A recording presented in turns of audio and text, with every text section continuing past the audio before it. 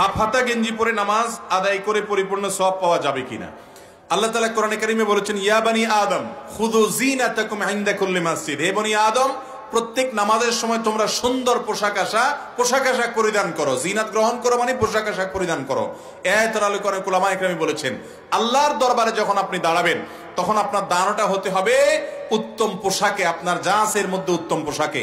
আপনি একেবারে নরমাল যে পোশাক পরে কোনো অফিস আদালতে যান না, মিটিং এ যান না, ভালো কোনো মানুষের কাছে যান না, সেই পোশাক পরে যদি আপনি নামাজে দাঁড়ায় যান, কেমন যেন আপনি আল্লাহর দরবারটাকে তুচ্ছ করলেন, হেও করলেন, আপনি আল্লাহর দরবারটাকে কোনো মর্যাদা দিলেন না। এই জন্য আল্লাহর সামনে দাঁড়াতে গিয়ে এরকম কোনো পোশাক পরা উচিত নয় যেটা পরে আপনি অন্য কোথাও যান না। এখন সাধারণত হাফাতা গেঞ্জি বা আপনার টেডি মার্কা অনেক গেঞ্জি টেঞ্জি আছে, এগুলো পরে আমরা গুরুত্বপূর্ণ কোনো জায়গায় যাই না, সেজন্য এগুলো পরে সালাত আদায় করা মাকরুহ।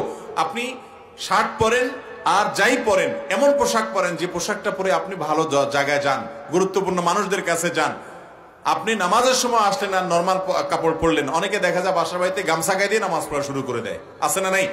এগুলো উচিত না। এগুলো হলো আল্লাহর শানে বেয়াদবি, আল্লাহর সামনে দাঁড়াচ্ছে। অতএব দুনিয়ার কোন এমপি মন্ত্রীর সামনে আপনি এভাবে যাবেন না, তাহলে আল্লাহর সামনে কিভাবে আপনি এভাবে দাঁড়ান? এটা করা উচিত নয়।